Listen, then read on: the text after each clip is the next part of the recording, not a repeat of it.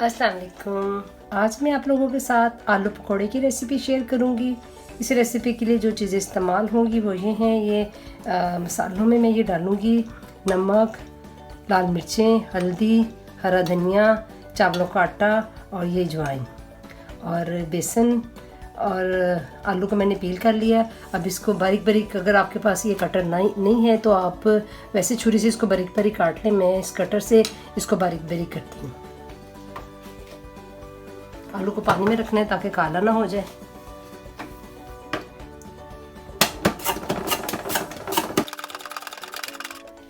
ये सारे आलू मैंने बारीक बारीक काट लिए हैं। इसको ठंडे पानी में डाल देते हैं।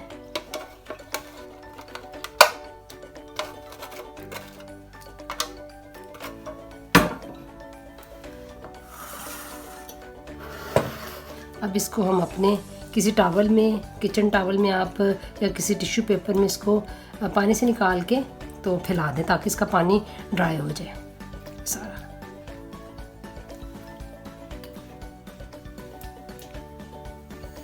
अब हम बैटर तैयार कर लेते हैं।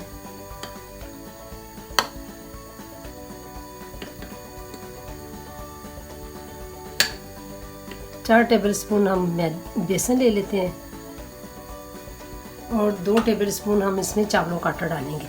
अगर आपके पास चावलों का आटा नहीं है तो आप इसकी जगह कॉर्नफ्लोर भी डाल सकते हैं।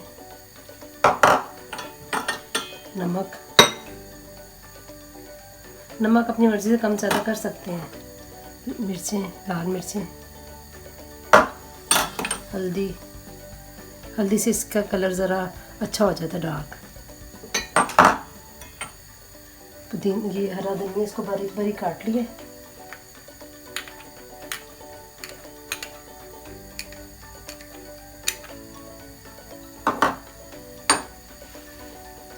ये अजवाइन है, इसको हाथों से अच्छे से मैश करके तो डालेंगे यूँ करके।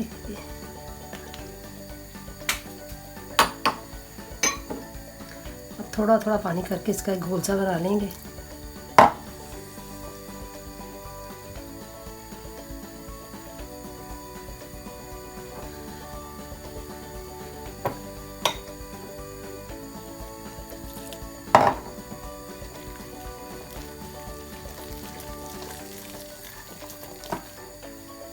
आलू पकौड़े का बैटर तैयार है, ये देखिए। बस इतना थिक रखना है इसको।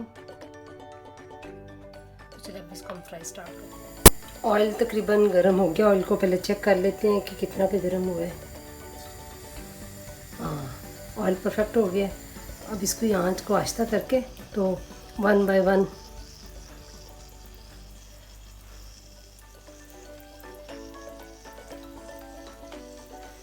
डालते जाएंगे।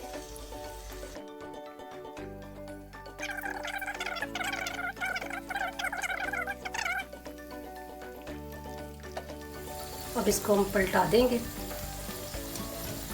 बस इसको गोल्डन ब्राउन होने तक इसको फ्राई करना है। देखिए कितने अच्छे क्रिस्पी, ये बहुत क्रिस्पी बनते हैं क्योंकि इसमें हमने चावलों का आटा डाला हुआ है। चावलों के आटे डालने से बहुत क्रिस्पी बनते हैं। इसी तरह अपने सारे दूसरा वेज भी डाल देंगे।